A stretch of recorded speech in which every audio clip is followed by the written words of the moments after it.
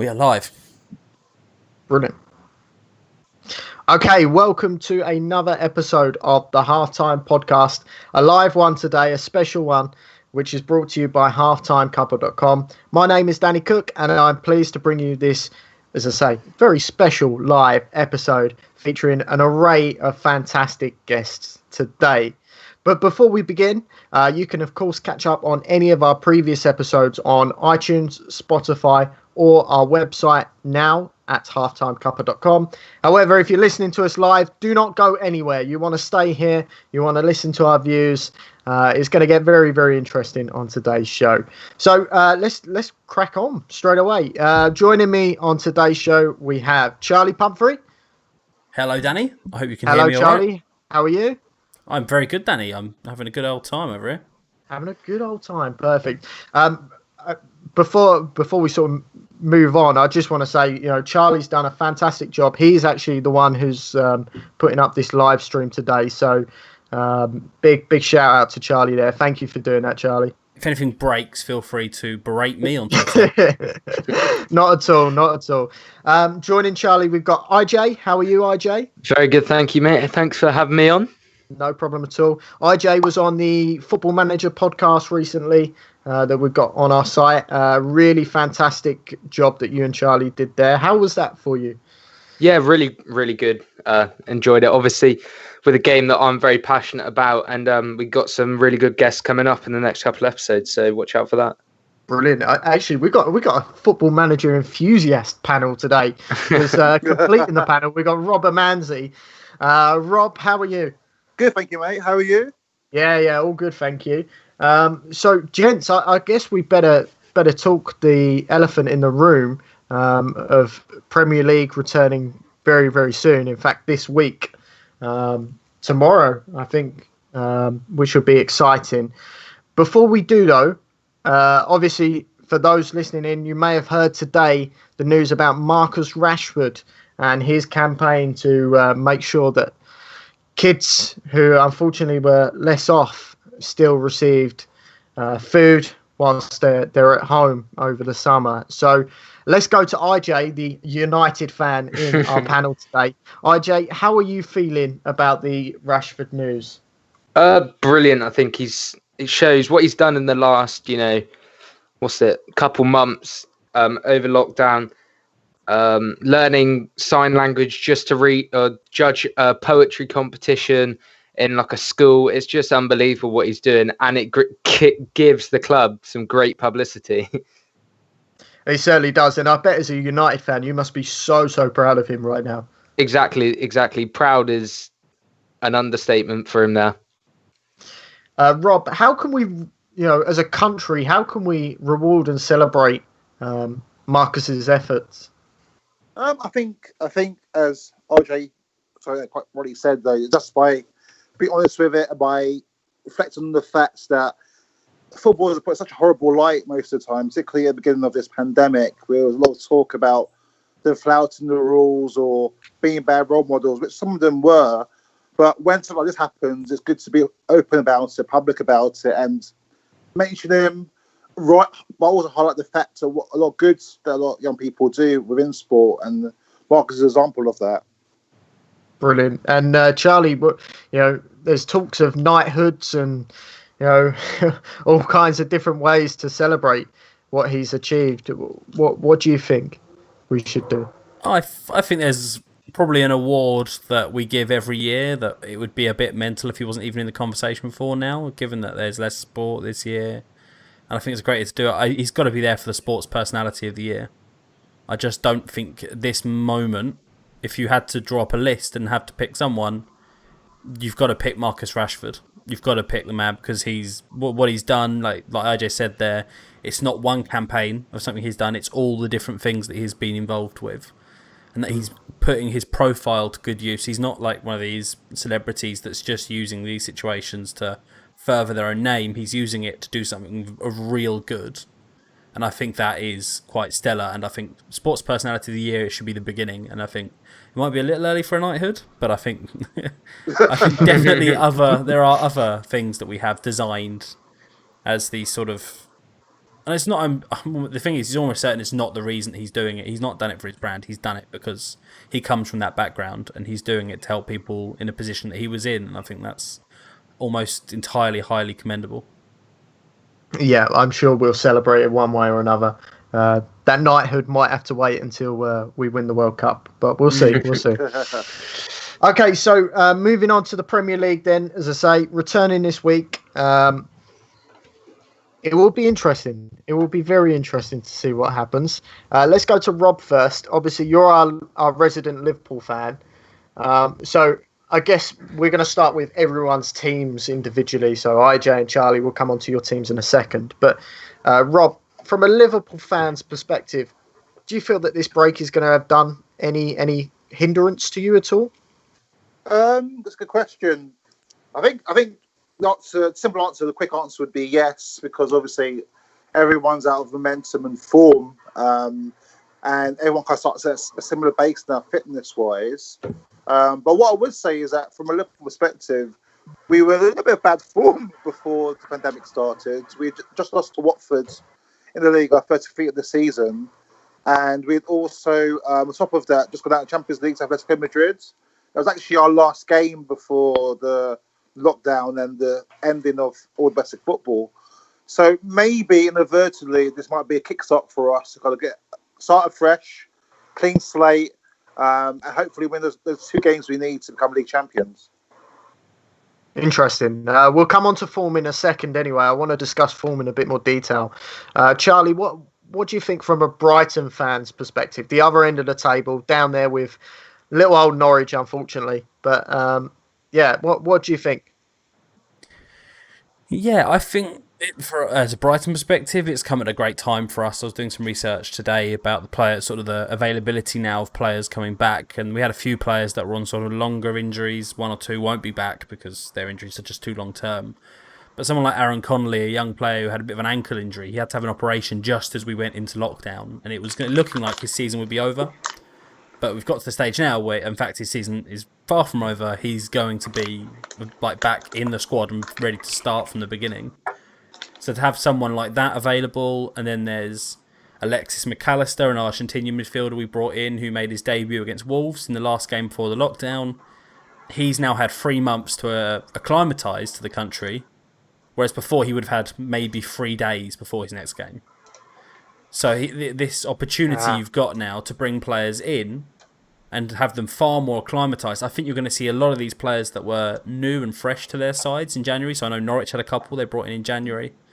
Yep. They're going to be far more acclimatised to their team and far readier to play than they were before. I mean, even like Odio Nagalo and Bruno Fernandes at Man United, it's definitely going to be useful, I think, for everyone. But I think for us, it's been good. It's interesting that's an interesting point you raise. I think it will be, I guess, something to look out for. Whether it has an impact or not, I don't know. But because obviously they haven't played any games, so that's the argument. But yeah, I could weigh it up. IJ, let's get your thoughts. Man United, do you think that break has helped you at all? Absolutely not. I think we hit a brilliant run of form towards the end of the season coming in. You know, we're now 3 points behind Chelsea. I personally think we would have caught them up very easily. It really hasn't come as a good time for us. And United played 2 friendlies, I think, last week against West Bromwich Albion, and they lost one game, won the other game. So I don't know what that whether that shows anything to go by in the next coming days. Do you think you can draw much from that, IJ, from those friendlies? Because the format they've been taking, and it seems to be more of like a fitness exercise than a football match. I'm not sure what you're saying. Yeah, exactly. That's the thing. I was saying I don't know if we can actually take anything from that, because although a lot of people are saying, oh well, United had their best team in the first game where they lost. And it was just a bit like, well, these guys haven't played for months on end. How are they going to be up to scratch? Although you could say same thing about West Brom, but it's interesting, isn't it? IJ, do you think that sort of having to go for a mini pre-season again will have any effect on form? Because form prior to the break, will that be carried over, do you think? It's hard to say, but I think if you have a well-gelled team and a good manager who knows what he's doing, then you're absolutely gonna come through it. But I think everyone's on the same playing field at the moment after this mini preseason, as you say, Danny. But yeah. I just want to bring in Rob. I mean, Rob, we spoke about Liverpool a little bit earlier, but I mean, from them, their focus is surely win 2 games and it's over. So, I mean, from a Liverpool perspective, surely it must be the easiest approach to this mini season. I will look at it like that because as a Liverpool fan, there's many stresses involved in league titles and slips and everything else. So I wouldn't mind it straightforward. I'm hoping, Danny, there's going to be only one game to win if Arsenal did their job against Man City. But yes, but I think I've listened to a lot of Klopp's words over the last couple of days. He's adamant. I mean, maybe it's PR speak, but he's very adamant about the fact that there's 100 points barrier to break to get the most Premier League points in the season. There are targets, I think, within the group, within the club. I think Salah and Mane might get the golden boot between the two of them. Clean sheet records, etc. So I think the onus will be to win our last 9 games and finish the season on the high. But obviously, the key is win the league. But I think there are other accolades within the team that I'd like to achieve as well. Slightly off topic here, but I'm sure you guys probably play Fantasy Premier League. I saw a video earlier about obviously the most transferred in players and most transferred out players. Salah was one of them. He was the most transferred out, one of the most transferred out. So wow. I'm intrigued that you brought him up there, Rob, that you think he might win the golden boot because quite a few say no. He's 81 goal off. I think Aubameyang's on 19, he's on 18 or something like that. So I'm not sure what's going on in FPL world, Fantasy Premier League world there, but yeah, he's a good shot for the golden boot still. Okay, well, we'll have to see. I've still got him in my team, so fingers crossed. Looked at mine. No, I need to change mine as well. I completely forgot about it. Well, so for anyone listening who's also forgot about it, like me, I think they're doing unlimited transfers for up until tomorrow, and then I think it may be unlimited between the game weeks as well. I don't know. Maybe a bit clarity on that, but. It will be interesting. Okay, so Charlie, as a team, as a supporter of a team down the bottom end of the table like me, home form and how sort of crucial it can be. Do you feel that playing behind closed doors is going to be an advantage or a disadvantage for Brighton, or will it have no effect at all? I don't know how much of an effect it will have. I mean, I've heard words from Graham Potter in the last few days where they asked him about the cardboard cutouts they're putting in the stands. And they were saying, is that going to help the team? And he was like, well, his answer really, to sort of put it into shorter words, was no. He was like, you can't get the same atmosphere out of some cardboards as you can out of some plastic fans. Or sorry, fans, as it is for a lot of Brighton fans. Unlike Man United fans. Very cheeky, funny. Cheeky. Yeah, no, I'm joking.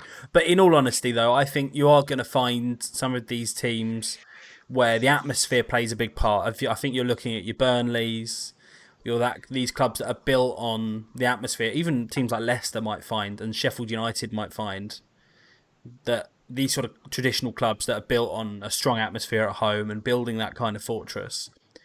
And I think a lot of people will draw it quite simplistically off of there not being any fans, but I think there will be underlying things. Like you look in Germany, a lot of the pundits that you listen to over there are saying actually this fact that it was 40% of home teams were winning before the break and now it's 20%. A lot of that is actually down to a sample size, individual circumstances of games. We haven't really had enough games to go. Well, having fans in the stadium makes this much of an impact. I think it will. And I think as we get down to crunch time, when you get down to those... So I know Brighton have got to go away to Carrow Road, and that's going to be a completely different atmosphere to when Norwich came to the Amex. It's going to be, I would say, it is going to be more difficult at times. If you go a goal behind, you haven't got that crowd to get behind you and say, look, pull your finger out and let's go and do something.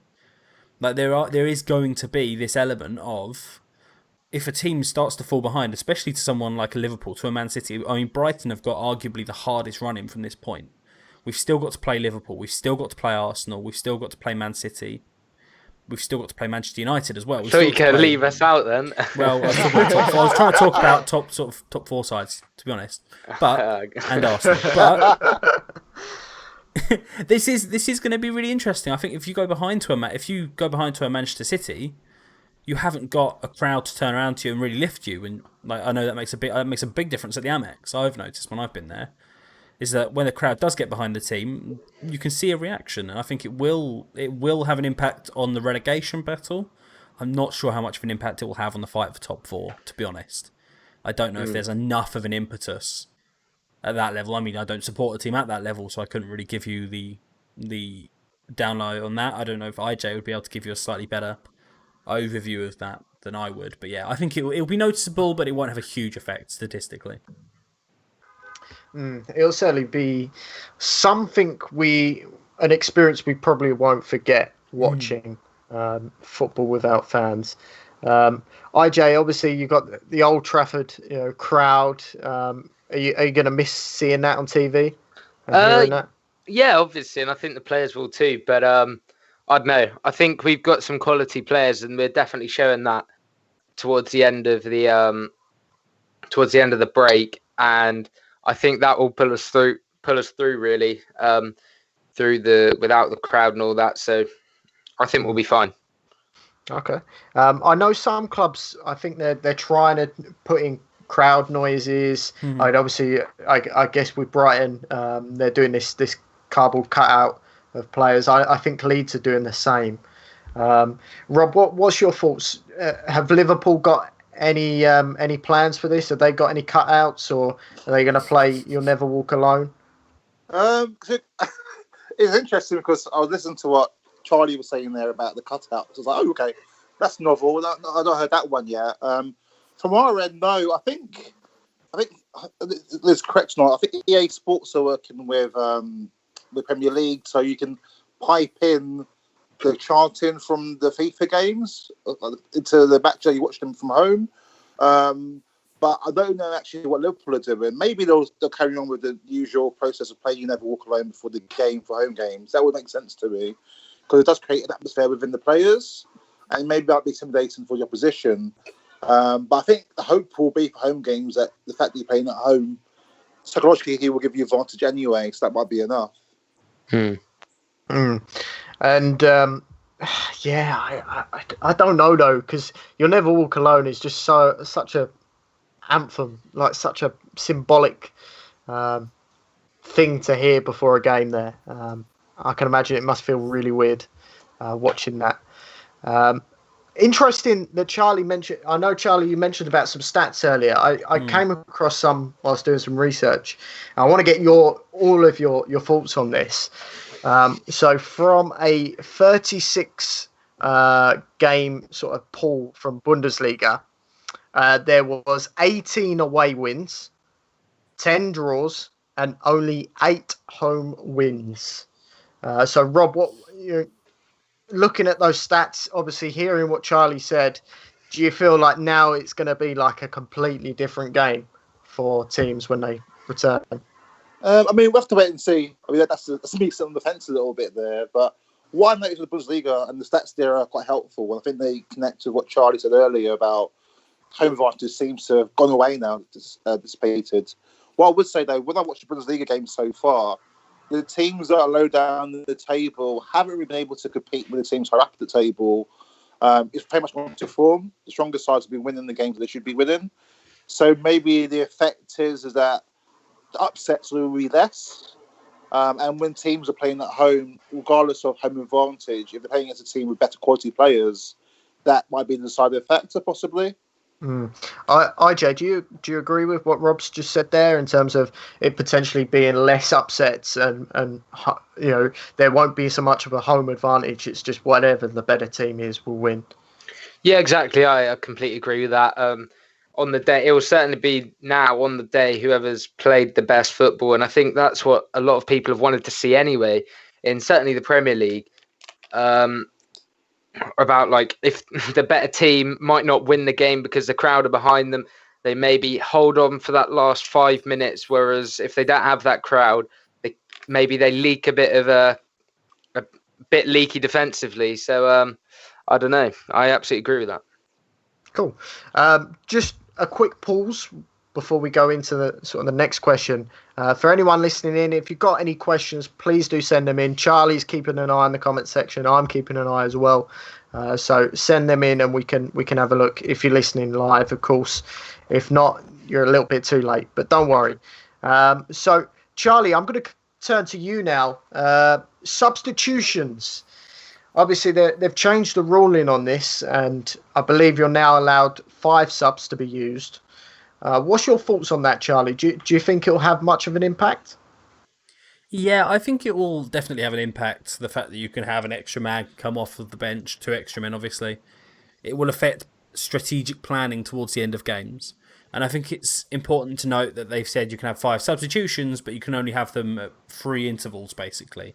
So much like you'd have 3 subs before, and you can make them all at once or 1 at a time. Now you have 5 substitutions, but you have to make them within 3 times, if that makes sense. So you have to sub 1, sub 2 and 3, sub 4 and 5. Sorry. And it's also important that you're going to have a 9-man bench now. So these teams with the bigger squads, so theoretically these teams with the bigger squads, the bigger teams with more money effectively, are going to have probably a little bit more of an advantage when it comes to that. And I've seen a lot of things said about in the relegation battle. I can only really talk about what I've seen and what my aspect of it has been looking at what Brighton's fate is going to be like. It seems to be the case that some of the clubs are really well placed for it, but some, really, their squad was built to have 18 players, and those 18 players be great, and so they haven't really got any other options above what they had before. So, unfortunately, that seems to include Norwich. Norwich are one of those teams that didn't have a particularly big squad when they started the season, which was then decimated, unfortunately, by injuries. Charlie, wouldn't you say, though, that this kind of not deliberately, but it kind of encourages clubs bringing through youth players and bringing them into the first team and playing more games off the bench? Maybe, but I don't see that being the case. I think clubs will use this extra 2 subs in certain situations. Like to be fair, without me flubbing that, I think clubs are going to be quite sparing when it comes to this, unless they're really chasing a game. Are they going to want to make 5 subs every game? I know there's a lot of financial stuff that goes behind that, so appearance fees and contracts now will start to be looked at. Are clubs going to be quite strategic when it comes to those extra subs, or are we going to see, because you can only make them in 3 intervals, you're not going to be able to waste any more time than you were before. So I can't see that being the case necessarily when it comes to using them all and trying to kill games at the end of the game. Maybe you might see more young players are being used by clubs that have nothing to play for. I mean, if clubs like Everton find themselves adrift in mid-table, I know Newcastle in that position, Crystal Palace, Burnley, looking further up towards the middle of the table. Maybe you'll see young players being given more of a chance. I know if you're a Chelsea, you're more likely to bring on someone like Billy Gilmore if you've got an extra sub. It's one of those things. It will range wildly from club to club. I don't think it will be a case of we'll see this big influx of young players being given time. I think it will range quite wildly. Let's turn to Rob now. Rob, what do you think the possibility is of seeing a manager turn to bring on 5 players in one go? Do you think that's something we'll see often? Maybe Mourinho. He's well known for his situation. I was listening to Charlie there because I'm learning as I'm listening to the guys talk. I wasn't aware of the interval ruling, and it got up to 9. So good research there, Charlie. But from my perspective, about the subs, I always thought it was used, to be honest, guys, just to ease people back from this mini break they've been forced into because of the pandemic, and I guess to avoid injury or overexertion because there could be so many games in a short period of time. But I guess from a cynical point of view, yeah, you might do a 5 substitution change. I think that might happen maybe late in the game. If you're literally changing the game, as in you're losing it 10 minutes to go, you might bring on all 5. Is that allowed? If it is, then yeah, I can see it happening. Yeah, that might be a case, a bit of a kamikaze, afraid to get at the kitchen sink, get everything, and see what happens next. Well, we'll have to see who gets the record for the most subs at one go. Because it's going to be a Premier League record. That's going to be our weekly leaderboard. Exactly. It will be. So, IJ, I think you kind of touched on it a little bit, but do you feel that this kind of ruling would reward those that have that sort of strength in depth across their squad, more so the bigger clubs than the smaller teams? Yeah, I think so. I think, as Charlie said, I think the teams with the more money are definitely going to succeed in this. Obviously, clubs having appearance fees, this and that, and like let's just say Norwich, who are sitting at the bottom of the table, who not necessarily have as much money as Liverpool sitting at the top of the table, who can afford to pay appearance fees for those extra two players they want to bring on, but maybe Norwich can't. So I don't know. I think the rich teams will probably, as you say, be more successful with this. Yeah, that's a real sort of interesting point you get at, because, and I know Charlie brought it up, but the appearance fees, and I mean, all three of you have all played Football Manager, and I know you're all addicts to it, but that must be something that they're going to have to consider, surely, IJ, during this spell. Like, can a club afford to put on these two extra players, as you say? Yeah, exactly. I think that maybe clubs, maybe Premier League, have to say, listen, we can't. Some clubs can't afford to pay these appearance fees. We're just going to, get rid of that, scrap that, keep your weekly wage. I don't know if they probably won't be allowed to do that, but like that seems to. I don't think a club won't put a player on because of an appearance fee. Not in the Premier League. I just think maybe slightly lower down the leagues. Well, see, the two leagues that there are. I think it's unlikely that a Premier League club is going to bring. I know Brighton won't not bring on Glenn Murray because he's got an appearance fee. It might be the contract extension clause that some of these players have. I know a famous case was Rob Green a few years ago at QPR, who was told halfway through the season he's not playing again because he's one game away from getting a 1-year automatic extension. That might be where it starts to come into play, but I don't think anyone, for financial/contract reasons, is going to be a perspective that a club will go no. And also, if I'm a manager and I'm allowed to put a player on the bench, I don't really care what the financial element of it is in the Premier League. It's going to be really hard to sort of predict and forecast at this point, but I'd love to know from you all, and I'm going to start with Charlie first, whether you think this ruling of 5 subs is going to be something that could be implemented in the future permanently. No, I don't think it will do. I think it will highlight, like we've just spoken about there, it will highlight the haves and have-nots. And it will force clubs to have squads bigger than they're comfortable with. And when you're in a division with a club that is allowed to spend as much money as Manchester United spend on players or Man City spend on players, whether that's transfer fees, whether that's wages, it is not feasible for a Norwich, for an Aston Villa, well, Aston Villa certainly gave it a go, for a Brighton, for a Bournemouth, to pay a squad that would need to be big enough to fill that out with quality. That it wouldn't be fair for players. It wouldn't be fair for clubs to have that big a squad, and it will be one of those things that needs a 14-team agreement, and it won't get a 14-team agreement. It will get like 8 or 9 maybe. Okay, Rob, what do you think? Yeah, I mean, I echo a lot of what Charlie just said, and also a good question: the fact of whether it's necessary. I mean, I know from watching a lot of the Old Match Day videos during the lockdown period, I'm not on BBC, but they used to have an era where they had a 1 sub per game. Obviously, that's changed now to 3 in more last 20 or 30 years. I mean, some clubs even make 3 subs a game. They maybe make 1 or 2. So, to me, 5 does seem a bit excessive. Always like a game change or a rule change for no real benefit to the clubs or to the players or even the fans. So, yeah, I personally think it'll be explored or taken further than that. I absolutely agree with that, because think about Premier League games in this season or the last couple seasons.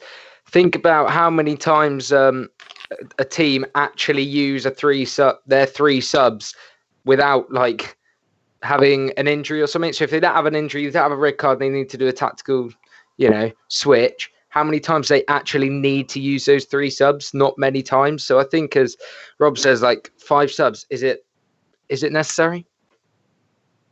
It may be excessive, isn't it? Yeah.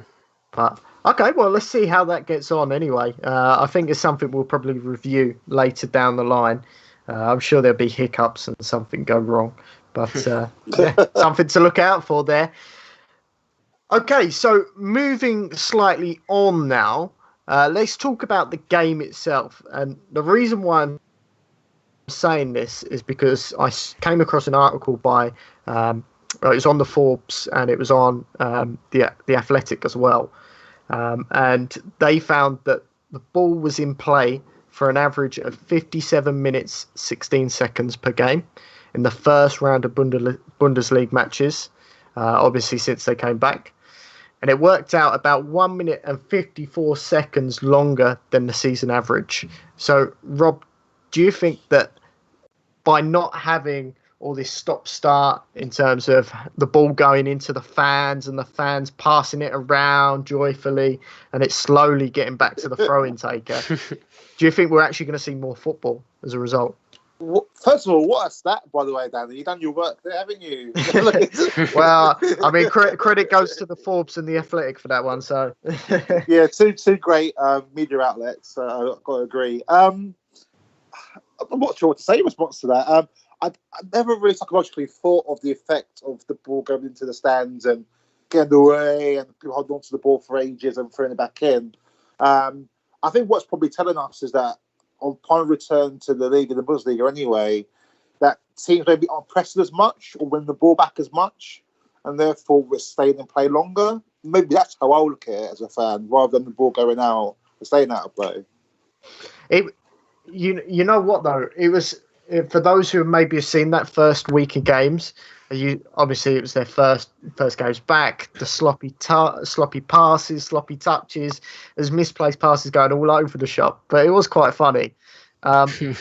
So I mean, IJ, another avenue where time essentially is potentially being saved is confrontations with the officials, with the refs and stuff like that. So because obviously they've got to keep their distance. Do you think that will save time? Not particularly, because if a player's not happy with the decision, he's not happy with the decision. But no, I think this season, let's just talk in the Premier League. It has been one of the worst competitive it has been in so long. I'm just putting off a stat here from first and fourth place. The difference is 34 points, whereas the points difference between 20th and fourth place is 47 points. And it just shows how terrible this, I mean, from the top anyway, how just it's been not competitive whatsoever. What would you put that down to, out of interest? Do you think it's money? No, I don't think that. I just think Liverpool have been absolutely incredible. Well said, IJ. Well said. Yeah, I mean, that's an easy one. Rob's definitely going to agree with him. But go on, Rob. I was probably I appreciate statistically that might be correct, but say that to a Sheffield United fan or to a Wolves fan, and I think that you'll get a different response to that. I think other teams have stepped up as well. That's the key example there. So I think it's more a case of the top teams, the additional top six, in inverted commas, have maybe been less consistent other than City and Liverpool. I think teams like Wolves, Sheffield United, Leicester, maybe to a degree Everton, they've all kind of maybe upped their performance level this season and closed the gap a little bit more. Or we're noticing this because the league's been so terrible this season that we've had to pick out some absolutely some terrible teams. No, but I agree with that. Yeah, I agree with that. I mean, I agree with the first row. I'm not sure about Evan. I know you're a Liverpool fan, but come on. I was a bit kind to them for once. Yeah, I know. Charlie, what do you think? Do you think we'll actually see some more football on the pitch? And would that be a hindrance to a team like Burnley or a team that relies maybe more so on set pieces? I'm not sure. I think this is the point I was going to raise earlier, that I think it's easier for forwards to get back into the groove than it is for defenders to get I think for the top teams, it'll be much easier for these players to click in and take advantage of the rusty nature of certain other teams, let's be honest. So there will be moments that will be purely because a player hasn't played for 3 months, and it will. I think the beginning of the season will look a lot like. Well, sorry, the first few games will look a lot like the beginning of the season because these players haven't played a lot, and I think it will. This idea of the ball being in play being in play more, which is a fantastic stat, is likely. I reckon it's pretty similar with the first few games of the season, where teams are just trying to feel each other out and work out, okay, how are we going to play? How are we working in this situation against these sorts of teams? I just wonder if that's more a case of people are doing things slower. So it's going to take more time, naturally, just to make these decisions, to make a pass, you're going to take an extra touch at the beginning of the season, maybe, than if you're really chasing something. Like I reckon the last couple of games are going to be manic, because teams will suddenly have to click into gear from, oh, I'm in pre-season form, to I need to be in, like, to use an American sports term, in post-season form.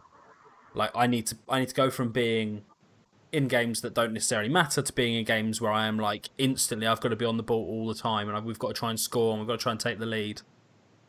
Like for teams like for Brighton, I'm going to keep talking about the bottom 6 because it's probably going to be more interesting, I'm going to be honest, than the top 6. It's going to be quite chaotic because we could be in the last day of the season and there could be 4 teams still able to go down. I mean, certainly at the moment, if the season were to end as it is now, or we have one more game potentially, if that was going to be the case, which isn't, thankfully. I know we've had this discussion before. I can't even imagine what the chaos would be like. There'd be teams throwing 3 strikers on over the 20th minute because they'd be trying to get a result. And I think with 5 subs, you might see managers being way more flexible when they're making these subs. Like, teams are just going to be... There is going to be more football, but there's going to be more chaotic football because teams are going to have to click into gear way quicker. Talking of those sort of chaotic subs, real throwback this. I don't know if you guys remember it. Stuart Pearce. Oh, I know what it is. With David James. I mean, chucking him from in goal to up front. Wow, I saw that clip the other day. I was... they lose 6-1 in that game. No, that isn't that game. That's Sven I'm thinking of. Yeah, that was Sven. Yeah, so I think they lost... Well, they drew... Basically, they didn't win. They didn't get what they needed. I mean, David Jones did a few kung fu kicks, didn't he? I think he took someone out as well. Crazy. Can you imagine? If David Button gets on the pitch up front, we're all in trouble. Interestingly now, I want to put yourselves in the position of the managers. Now, I know obviously we're all supporters of different clubs, but say you're now the manager of those clubs. How would you approach these, I think, last 9 games or so?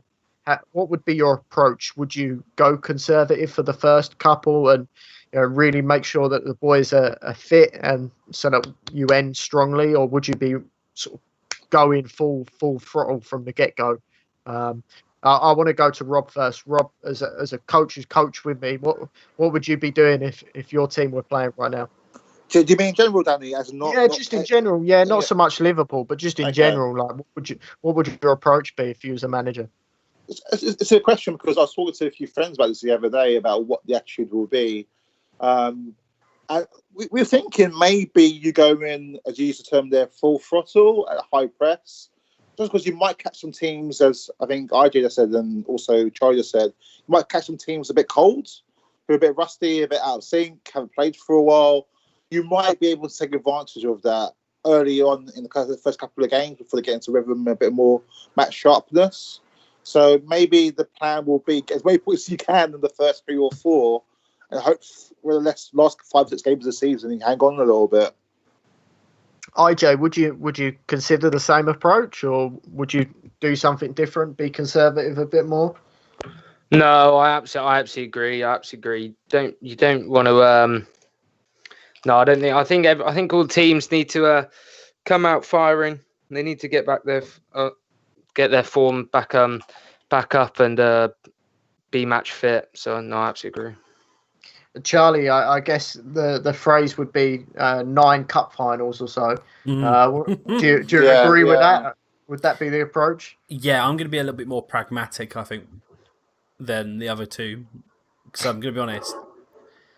I'm going to take Brighton's fixtures because, again, I keep going back to Brighton, but that's where my sort of expertise on teams sort of lies in the Premier League.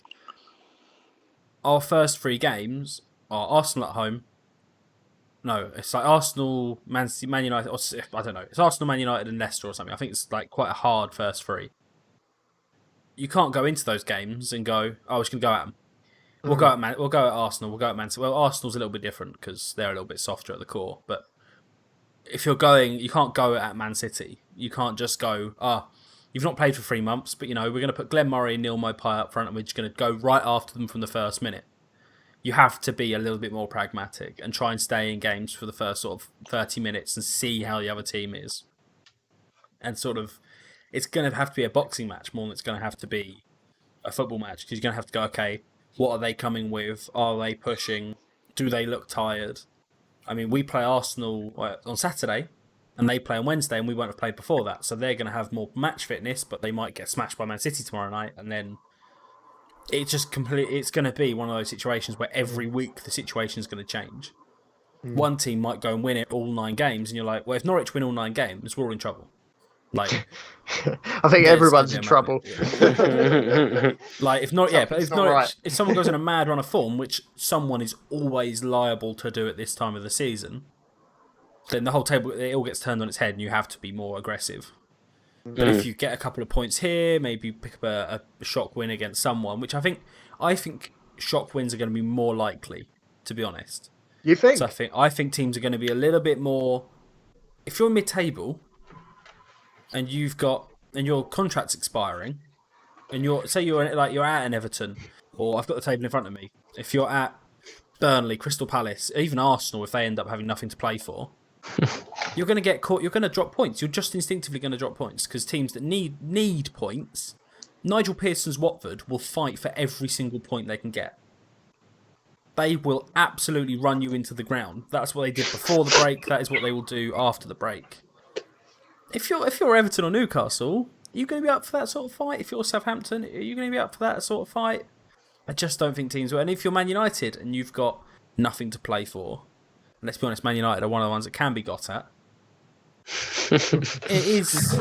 Be careful. Be careful. Some teams are just going, like at this point of the season, some teams are just going to naturally want it more. Brighton have played, like the first season Brighton were in the Premier League, we beat Man United out of nowhere. Like, these things just happen. And I think they're more likely to happen when teams aren't as fit as they were 3 months ago. Yeah, I agree. Yeah, that's the logic there as well. I guess, and this is where I want to just probe a little bit deeper. How much influence do you think, if you go 3 games in and you've lost all 3 games and maybe one of them is quite heavy, how much influence do you think that will have on managers potentially just changing their plans and going, no, we've got to go for it, and we're going for it now? Can you guys see that happening at all, Charlie, do you think? I could see it happening. I don't think Graham Potter's the man to do it, but I think there's potential for someone like David Moyes to do it, or Eddie Howe to be more aggressive. No, I mean, the reason why I'm asking you obviously, because you've alluded to your first 3 fixtures, and like you say, they're all tough. So, I mean, if you got to the end of that 3rd game and you've still not picked up a point, surely there's going to be a bit of anxiety, a bit of angst amongst the fans. What I'd say is that Brighton haven't. Well, that's what you're saying. There's going to be angst amongst the fans, but the players aren't going to hear it. The players aren't going to hear that angst, are they? You're going to see it on social media, but all it takes is for someone to turn that off and go, I'm just not going to look at social media. I'm just going to play my football. That there is not going to be. I think a lot of managers get influenced by the crowd when it comes to making decisions on subs, even making decisions on all sorts, but making decisions mostly on subs formation, when to push, when not to push. Given that won't be there, I don't know. I think a lot of managers are going to stick to their plan unless they really, really need the points. And that's why I think the bottom 6 will be where you see someone will make some crazy decision. Like, you might even find a team sacks their manager after 3 games. Are you telling me David Moyes is safe? Like, are you telling me Dean Smith is safe? You're telling me they wouldn't furlough him? Unbelievable. Could you imagine that? Yeah, they could just furlough him, in fairness. That does work as well. But, like, you can't tell me that a club's not going to panic and go, oh, we'll just sack someone. The problem is, though, can you bring a new manager in now? Is that allowed? Yeah, they're actually allowed to. Yeah. That's a question. Yeah, I mean, I'm sure you can. I'm sure you can, but I mean, what can they do? How What can they do in 3 games or 4 How games does or 5 games? squad registration work now? Because if you can't agree a contract, say like Ryan Fraser at Bournemouth, I don't know if he has extended his contract or not yet. His contract ends on the 31st of June, or 30th of June. There isn't the 31st of June. Ends on the 30th of June. He walks out the door. Bournemouth are suddenly left without one of their best players. Well, he hasn't been that good this season, but suddenly left without an asset. Are they allowed to go and replace him? Like, there will be players whose contracts expire. Lyle Taylor at Charlton, his contract expires and he's a goal scorer. If you're Brighton or West Ham, or Norwich, you're going to take a punt on a free agent. Are you allowed to play him? What's going on with that guy? I kind of thought everyone was going to agree to extension by another month, but is that club by club then, as not league specific? So I mean, my understanding anyway. Looking, I've only done a brief look and heard some things on Twitter, but my understanding is that like with Norwich, they got that Slimani guy that they've pre-signed.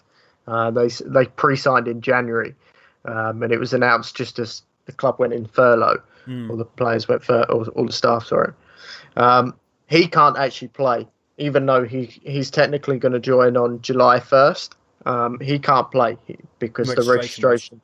So I think that's what's gonna be the case. I feel like with the Ryan Fraser, if he ain't going to play, he ain't going to play. He's not going to play for anyone else because he's not going to be allowed. But there's going to be no chance trying to convince someone to play. Well, exactly. Like, you look at Daniel Ayala's told Middlesbrough ain't playing for the rest of the season, and like these 3 players at Charlton have said they're not playing because their contracts are expiring. How do you tell them? How you can't turn around and force them to play? Yeah. Like what happens if a Norwich player turns around and says he's not going to play? Tim Krul turns around and says he's not going to play for the rest of the season. I know you'd probably play another goalkeeper, but then that can affect staying up or going down. It's just one of those situations that massively. I'm not sure the season's going to end cleanly, if that makes sense. I worry that someone's going to try something and someone's going to be left sort of holding the baby on this one. Yeah. And just on that, IJ, I mean, I'm sure you've probably seen the news this week. Norwich had one of their players pick up, or obviously test positive for coronavirus. Could we see the chance of teams being told to isolate completely because of coronavirus going round? Like, do you think we'll see that at all? I don't know the specific rules if a player gets the coronavirus or whatnot, but no, I don't know. I think if what the worries were at the start before Project Restart was that if a player gets coronavirus and the whole league's going to shut down, I don't think that will be the case. I think maybe who he's been in contact with in training, because I don't think that they got every single player in training. I don't know. I really don't know. No, it's tough. No one knows, I guess. Go on then, Charlie. Sorry. Just if I can interject and offer a little bit of sort of perspective from the other side of the pond. In America at the moment, they're dealing with the same problem, and they're looking at how to get their sports back, whether it's a tournament at Disney World, which seems to be the case for the MLS, is doing their own little World Cup-esque tournament. They're doing that for basketball, aren't they, as well? Yeah, the NBA is doing exactly the same. Their system, though, is I was trying to work that out the other day, and I still haven't worked it out. I need to get a PhD to work that one out. But what they're talking about, and this is a specific example, is at the Ohio State College in America. They're asking their players to sign waivers. To sign a waiver that says, I am fully aware that I may catch the coronavirus, and I'm signing to say that I am happy to play. Well, in theory, if you do that, keep the players all isolated, like away from everyone else, you effectively can play without any. Like, if someone gets it, you just carry on playing. You keep them to one side, let them recover, but then you just carry everyone else to play, even if they've been in contact with that player. I think it's just going to have to be at the case where we use a little bit of, just take it by case and say, okay, if a physio says they have it, because that's going to be one of the situations, it's almost certain that someone sort of not on the pitch, one of the 300 people that's allowed in the stadium, at some point, is going to say they've got it, is going to find they've got it. And I think dealing with that is going to have to be on a case-by-case basis. And I think we could see games postponed, definitely. Ethically, if he was the coach, say he was Brighton manager, and Neil Maupay did all his tests, came back obviously negative, but the morning of the game he's showing some kind of symptoms, and you think he might have it, but he's allowed to play, and it's the final game of the season, and you need 3 points to stay up. I think you have to ask him. I honestly, he's an adult, and you have doctors involved with teams, and I think you have to kind of use their best knowledge on it and say, look, do you think... I think you have to take advice. I do think you have to take professional advice and use their perspective. I wouldn't force anyone to play, but if he feels fit enough and he's maybe only got 1 or 2 of the symptoms, I think you just have to, unfortunately, in this situation, you have to take these risks, but you have to make sure the person taking the risk is the one making the decision. I personally think that if there's no need to take that risk, though. I just think I have 100 million reasons that it is worth to take that route. Yeah, go on then. Let's go. No. It's called the 100 million pounds you might lose out on. Unfortunately, this will be the situation that some clubs will find themselves in. If you're Norwich and you can start on the last day of the season, you're gonna ask your players to take a risk. You are going to say to them, "Look, we need you to play. Don't feel like we're not going to force you, but in no uncertain terms, we are reliant on an Onel Hernandez or a Todd Cantwell or something. Like, insert Norwich player name here." You really, I don't know. But I'm not saying you force them to take that risk. I think you say to them that, look, yeah, but it's not about tested negative. The doctor's advice that you're showing symptoms, but it does not mean you have it. Unfortunately, at the moment with the symptoms, a lot of them we don't know. Some symptoms that were considered symptomatic 2 months ago have since been said they're not symptoms of. Yeah, but I don't think that you have to take. It's not about forcing the player who has symptoms. It's about everyone else who's going to get affected by it. But that's what I'm saying. You take best medical advice. If a doctor turns around to you and goes, "Okay, he's got 3 or 4 symptoms. It's just not worth the risk," you say, "Okay, stay in the hotel. We'll play without you." All right. Yeah. But if they've got a mild cough, how do you end up losing? You're going to lose too many players. Like the bar is going to have to be sufficiently high and low. To allow players to play, but at the same time to protect health. And I think you are right. I think we're coming at this from the same angle. I think it's just you have to allow people to make these decisions. And you might find, like Troy Deeney, he might not feel comfortable making that decision, or N'Golo Kante, he might not want to make that decision, which is absolutely their prerogative. And if they don't want to play and they do not feel comfortable, no footballer should ever be forced to play. Ever. Yeah. Let's get Rob in. Rob, Khan, let's hear your thoughts. I want to know. I think the boys have done a great job so far. This is brilliant, isn't it? Yeah, it's good. I'm listening brief right now. I've got to lean a bit more to what Charlie was saying about the financial implications of it. As corrupt and as cynical as that may sound, I do feel that if someone feels able to play and they have slight symptoms, I think there's a almost unwritten rule within football that you'll grit your teeth and get through it. I hope that's not the case. He's got a mild cough or a mild cold. Particularly that person's been tested positive a couple of days before. So, yeah, I honestly think there may be a scenario, guys, at the end of the season, whenever that season ends officially, that someone did play whilst being a carrier. I think they'll come out at some point in the press. So I wouldn't be surprised to hear that, to be honest. No, I wouldn't be surprised either. I think you're right, Rob. Sorry, go ahead, Danny. No. Well, I don't know. I just think that if they tested negative, I'm not talking about having a little cough. I'm talking about if they have like 4 or 5 symptoms, and then I'm thinking, is it a risk? Well, yeah, we can take the risk if he only has 1 symptom, but if he has 4 or 5, then I just don't think it's worth it. Well, I think there'll be lots of people involved in the decision. I don't think it'll ever be a case of player goes to manager goes shut your face and you're playing. Yeah, it's going to be pretty hard. That's a very Jose thing to do, isn't it? Just run around the pitch. It won't even run. Just wander around the pitch. Yeah. Allegedly, Jose Mourinho would. No, I do not think he'd be one of the ones to do it. What? I've got 2 more questions on this. This has been fascinating. It really has. Danny, what do you think, Danny? What do you think? And this is the thing. It's so difficult, isn't it? It's so difficult. I think. unethically would probably lean towards the playing.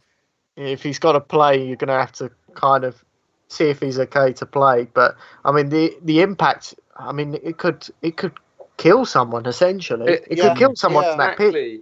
And and this is where I think, I like to get your thoughts. If someone did get it and obviously died or whatever, but if someone didn't play and had it, do you reckon the clubs would be lining up for lawsuits here against the league? I mean, obviously, you had the Sheffield United with Tevez back in the day. I know it's slightly different, but you can't sue the league if a player's out with a knee injury. Like, it will just be deemed as an injury or an illness, just an unavailability. That these players you'll be like, well, unfortunately, you also missed. So Grant Hanley's been injured for Norwich season, hasn't he? For pretty much all of it, yeah. Yeah, pretty much all of it. Like, you've missed him, because he's had an illness, or not he had an illness, but he's been injured because of fitness and health. Like, I don't think a club can turn around and go, "Oh, we're not happy we got relegated because one player was ill and wasn't allowed to play." It's the same. It's almost exactly the same as with concussions. There is a concussion protocol in place that has to be followed. If you lose a player to that protocol, it's not the league's fault. Every club has agreed to it. Yeah. And I think that's where the issue is. Do you reckon that at that initial sort of Project Restart meeting that was agreed and signed off on? I mean, it's hypothetical. We don't know, but I would assume that's probably something they did. I just don't think a club would have even countenanced the idea of starting the league again without saying yes to the potential that you might lose David De Gea for an import for the last game of the season when you couldn't win and get in the Champions League. Like, you have to agree that is a possibility, or you don't restart. Yeah, I'm not sure what your guys are thinking on it. No, I agree. It probably doesn't sound right from a as a football fan. It sounds a bit uncomfortable talking about it in that regard, but that waiver or that agreement, whether they decided at the Project Restart meetings, I'm fairly certain that was probably the case that someone might get it, but you do agree to play. Yes, okay, we'll go ahead then. Something I want to talk about, I don't think many people have looked at, and I need to find a little bit more about referees and match officials. Say a team of match officials on that day, obviously all test positive. I mean, what happens? They get the club staff to officiate the game, or they get the people from Stockley Park down, the VAR guys. I mean. Well, I reckon they'll just postpone the game for another time. Realistically, it's not a backup team there or a standby team though. I feel like they have a backup team, and I feel like that team occupies at Stockley. I think they'll be VAR, and I think that will actually be one of the things they'll have discussed. Yeah, that people will have gone to they'll have referees on backup. And you think about it, there's going to be quite a big well of referees that are going to be around. There's talk, isn't there? Is it an Austrian or is it an Australian referee? I can't remember which one it was. Yeah, he is coming over. Yeah. So there is there is more people coming in. So I think at the moment there's a pretty big well of referees to draw on if it came to it. Waiting for the call up. Mate, give it a week. Come on, Danny. From Harrow Youth League to Premier League. Bring it on. What a story. In terms of refereeing as well, without these fans being there, do you guys feel that will have a massive impact on some of these decisions? And I want to start with IJ first. IJ, do you think no fans being there will have any impact on referees? Yes, I think that fans have whatever a referee says. Fans do put an impact on the referee, not necessarily on an exact decision on that decision. They're saying that's a yellow card. Give him a yellow. May not do it that time, but then if he gives if it's like a 50-50 challenge, he might go, okay, that's a foul because crowd are getting on my back. Let's just calm them down. I don't know. Who knows? Maybe I'm being a bit unfair on the refs, but no, it's a great point of view, Rob. Yeah, I've got to agree. I mean, Danny, you're a resident referee here. Human nature is that the crowd, they get on your back or you feel uncomfortable. I'm not saying you'd be swayed massively by them. If a foul's a foul or free kick, penalty, whatever. But I think, as IJ just said, if the crowd are giving you a bit of grief and you just think, okay, I've got maybe the last decision wrong, I want to even up a little bit, you may be more swayed to do so if you had a bad day with a tough crowd. So I think that might have a psychological effect on the referee's decision making. I think it might be a factor. Yeah, and Charlie, do you agree? Do you think we'll see maybe less sort of balancing of those decisions? Maybe, but we have VAR now, so I can't see any decisions being wrong that would affect games too much. You might see a yellow card being given where it wouldn't have been before, or not being given where it would have been given before. But I don't think anything game-changing will happen because we've got systems in place. If this happened a year ago, we'd have a very different conversation on our hands. But I think the fact it's now, you can't argue that like 3 or 4 people, there can't be 3 or 4 Howard Webbs. Like, But not everyone's going to. Don't you think that one yellow card could be game-changing? Because what if they get banned for the next game, or they then go on and get a second yellow card? Don't you think that could be, I'd say you're going to have a good time arguing a yellow card. There's a reason that you can't appeal them.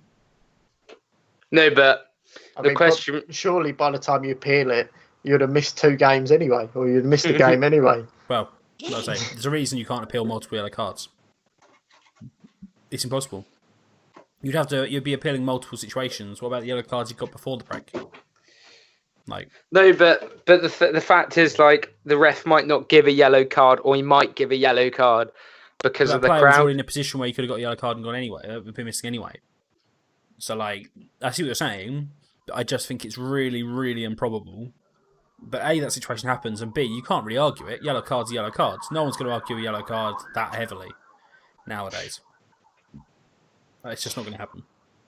I think I do think it will have an influence. And I think you guys are kind of touched on it. I agree with Charlie in the correct decisions will still be there as such.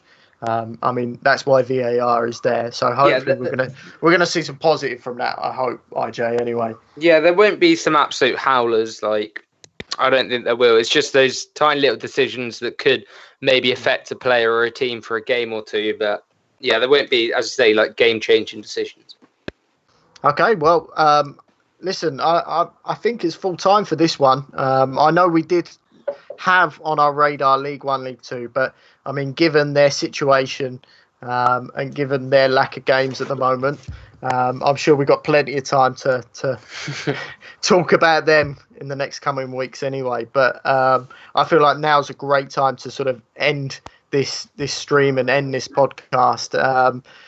So before we do, I guess let's go around the panel. Let's list your social media so that anyone listening in can follow you. So Charlie, how can anyone follow you today? You can find me at Charlie Pumphrey, which you can see on screen. Yeah, perfectly. They are actually all on the screen if you're watching the stream. Oh, are they? Awesome. Yeah. So anyway, for those who haven't got the stream in front of them, IJ, how can they follow you? At IJ011_ on Twitter and on Twitch at IJ011. Lovely job. And Rob? It's at Bobbymanz, BOBBYMANZ. Perfect. And you can, of course, follow HalfTimeCuppa on Twitter using our handle at halftime, all one word, _Cuppa. And my personal account is at DannyCook1996. As mentioned at the start, all of the previous episodes are available for catch up on our website, halftimecuppa.com, as well as our YouTube, of course. And you can catch up on the latest ones on Spotify and iTunes as well. So, thank you very much to our panelists today. Thank you, Charlie. Thank you very much, Danny. Thank you, IJ. Thank you so much for having me on, Danny. Not a problem. And thank you, Rob, for coming on. Thank you for having me on, folks. No problem. Until next time, stay safe and goodbye.